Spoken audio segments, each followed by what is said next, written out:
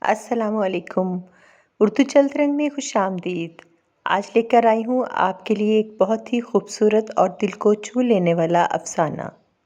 رات کی تنہائی تھی، دسمبر کی سرد رات۔ گرد و پیش سے بے خبر وہ کمبل میں بیٹھی ڈائری لکھ رہی تھی۔ ناصر کاظمی کی غزل آتش دان میں بجھی یادیں، تنہائی کا ذکر، اداسی کی باتیں، وہ پوری لگن سے اپنا انتخاب لکھ رہی تھی۔ چمکتے دمکتے سرورق والے نئے نویلے رسالے پاس ہی دھرے تھے۔ سارا بیٹا ابھی تک جاگ رہی ہو؟ مما نے لائٹ جلتی دیکھی تو اندر آ گئیں۔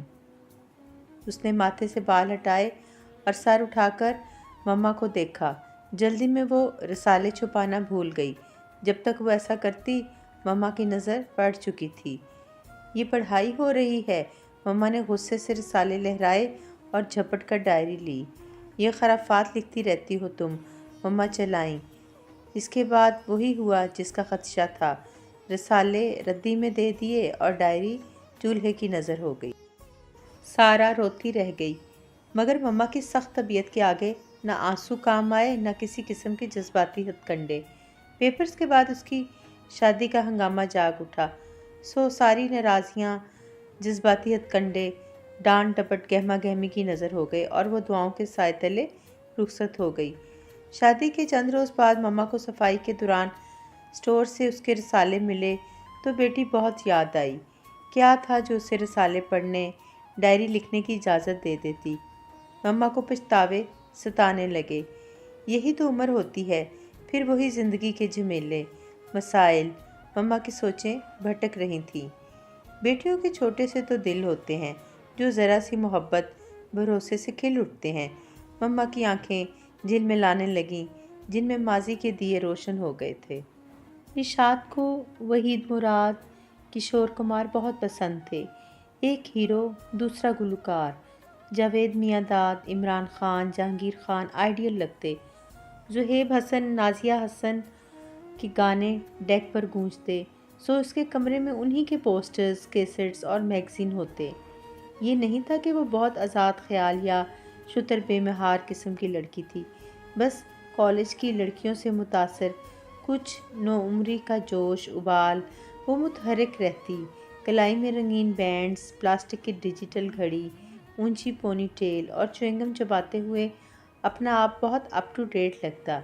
لیکن انہی مشاغل کو بنیاد بنا کر پھپھو نے اسے بے نقد سنا ڈالی تھی۔ ہمارا ماحول، ہماری لڑکیاں، اقدار، ان کی نوک زبان پر رہتے، انہیں نشاط کی سرگرمیاں بے راہ روی سے کم نہ لگتی۔ حالانکہ یونیورسٹی تک پہنچتے پہنچتے اس کے کمرے سے پوسٹرز غائب ہو چکے تھے۔ کیسٹ کی جگہ کتابیں نظر آتیں، اونچی پونی ٹیل ڈھیلی سی چٹیا میں بدل چکی تھی۔ کچھ مزاج میں ٹھہراؤ آ گیا اور کچھ ان تمام تبدیلیوں کے پیچھے وہ تبصرے، ڈانٹ ڈپٹ باتیں تھیں جو وقتاً فوقتاً اس کے کانوں میں انڈیلی جاتی۔ جب وہ خود ماں بنی تو سخت گیر مما تھی، جسے رسالے، خرافات، ڈائری لکھنا بے راہ روی لگتی۔ نشاط نے آنسو پونچھے اور رسالے کے کور سیدھے کیے۔ سارا کے ہاتھوں کا لمس ان پر محسوس کیا۔ جہاں رہے، خوش رہے، بے آواز لب دعا کو تھے۔ سارا ہر روز اپنی ساس کے ماتھے کے بل گننے کی کوشش کرتی، جو روز اول سے جوں کے توں تھے۔ نیک فطرت، کچھ اچھی تربیت، سوسائٹی کا حتی المقدور خیال رکھتی، لیکن ان پر ذرا اثر نہ ہوتا۔ حالانکہ شادی کے بعد گھر میں واضح تبدیلی آ گئی تھی۔ جگمگ جگمگ کرتا گھر، ہر کام وقت پر سر انجام دیے جاتے، لیکن ساس پر کسی بات کا اثر نہ ہوتا تھا۔ تناؤ بھری خاموشی، باروب انداز۔ اس روز بھی ایک ملنے والی خاتون سارا کے حسن سلوک کی تعریف کر رہی تھی۔ جب سارا نے خود اپنے کانوں سے سنا، دکھاوا کرتی ہے میرے معیز کو ہاتھ میں لینے کے لیے، ورنہ ایسی ہے نہیں۔ سارا کا دل کرچی کرچی ہو گیا۔ اسے بے ساختہ خیال آیا، دل کا حال تو اللہ جانتا ہے، پھر انہوں نے کیسے کہہ دیا دکھاوا کرتی ہے؟ کیا تھا جو دو بول تعریف کے بول دیتی؟ خدمتوں کا اعتراف کرنے سے دل کئی گنا بڑھ جاتا ہے۔ وہ بوجھل دل لیے آگے بڑھ گئی۔ معیز اس کے لیے روایتی شوہر تو نہ تھا، مگر غیر روایتی بھی نہ تھا۔ بس کبھی گرم، کبھی سرد، کبھی مہربان تو کبھی نامہربان، لیکن دل تو نادان ہے، کبھی کبھی مچل بھی جاتا ہے۔ سو آج بھی ایسا ہی ہوا۔ ان کی شادی کی 5ویں سالگرہ تھی۔ معز نے کبھی اہتمام نہ کیا تھا، سارا خود ہی یاد رکھتی اور کرواتی۔ اچھا سا کھانا، گفٹ، کچھ نیا، وہ اس دن کے لیے معمول سے ہٹ کر اہتمام کرتی، چاہے پھول کی کلی سے ہی صحیح۔ اس دن 4 سالوں میں پہلی بار اس کا جی چاہا کہ معز اور وہ لانگ ڈرائیو پر جائیں، بس وہ دونوں ہوں اور کوئی نہ ہو، ساحل سمندر پر ہاتھ تھامیں، ایک دوسرے کو شاعری سنائیں، اچھا سا ڈنر کریں، ہلکی ہلکی موسیقی کے ساتھ۔ اب یہ تخیل کی کار فرمائی تھی جو وہ اپنی خواہش کو الفاظ کا جامہ پہنا بیٹھی۔ پہلے تو معز کچھ غائب دماغی، کچھ حیرت اور کچھ انجان نظروں سے دیکھتا رہا۔ پھر سرد مہری سے بولا، اماں کو سونے سے پہلے گرم دودھ دے دیا تھا؟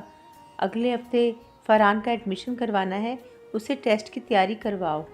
اس نے بھی ہمت نہ ہاری، سو رومانٹک لہجے میں بولی، معز کل ہماری زندگی کا خاص دن ہے، اس کے لیے اہتمام ضروری ہے نا؟ معز نے بیزاری سے سر ہلایا، یار کل میرا آفیشیل ڈنر ہے، تم بھی ٹین ایجرز والی حرکتیں چھوڑو اور لائٹ آف کر دو۔ سارا سن ہوتی کیفیت کے ساتھ سنتی رہی اور پھر پیر پٹک کر باہر چلی گئی۔ کیا تھا جو ذرا سا دل رکھ دیتے؟ میں نے کون سا بڑے مطالبے رکھ دیے تھے؟ چھوٹا سا دل ہی تو ہے جسے ذرا سی توجہ اور 2 بول محبت کے چاہیے، مگر کوئی سمجھے بھی تو۔ آنسو امڑتے آ رہے تھے۔ دن بے کیف اور بے لطف گزر رہے تھے، ایک سا معمول، ایک سا مزاج، جیسے وہ کسی گنبد میں قید ہو گئی ہے۔ دل کا غبار اتنا بڑا کہ وہ سب کچھ چھوڑ کر برآمدے کی سیڑھیوں پر بیٹھ گئی۔ وہ خالی الذہن بیٹھی تھی، ذہن میں اسکرین چل رہی تھی جس پر ماضی کے واقعات رواں تھے۔ اس کا ذہن منتشر تھا۔ سارا کو شاہد افریدی پسند تھا، مگر دادی نے نامحرم توبہ توبہ کہہ کر اس کا پوسٹر اتروا دیا تھا، حالانکہ وہ بحیثیت کرکٹر اسے پسند کرتی تھی۔ کم عمری کا جوش، جنون، جیسا کہ بچپن میں اسے باربی، مکی ماؤس اور ٹیوٹی پسند تھے، وہ ان کے کارٹون، کھلونے اور بیگز لینا پسند کرتی تھی۔ ڈائری پر غزلیں لکھنا پسند تھا۔ ناصر کاظمی، محسن نقوی کی کتابیں خریدنا پسند تھا۔ اس نے بے دردی سے آنسو رگڑے۔ مما نے ڈائری پھاڑ دی تھی، رسالے ردی میں بیچ دیے۔ چمکتے دمکتے ٹائٹل والے رسالے۔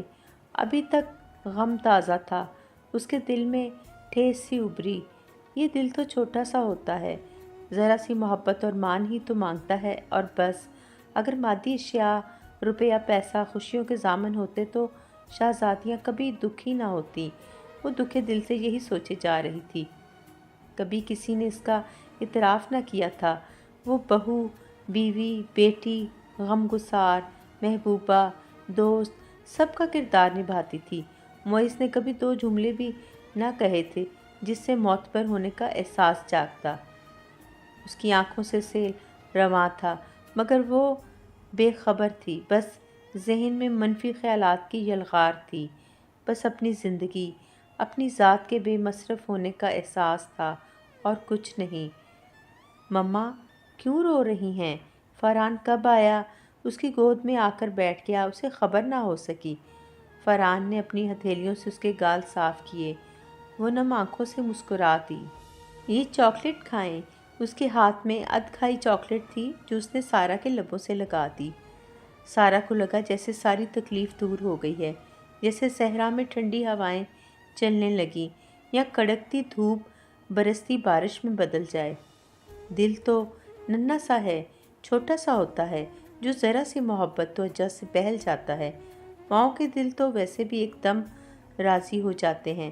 اس نے چاکلیٹ کا ذرا سا ٹکڑا توڑا، منہ میں گھلتی چاکلیٹ نے ذہنی تناؤ ختم کر دیا تھا، جو نکتہ اس کے گھر والے، سسرال والے اور شوہر نہ سمجھ سکے، وہ 4 سالہ فرحان سمجھ گیا تھا۔ وہ اس کے دل کا ٹکڑا تھا جو اس کے شکستہ دل کو کئی گنا بڑھا گیا تھا۔ ماحول یکدم خوشگوار لگنے لگا اور طبیعت ہلکی پھلکی ہو گئی تھی۔ اس نے مسکراتے ہوئے فاران کو گلے سے لگا لیا تھا۔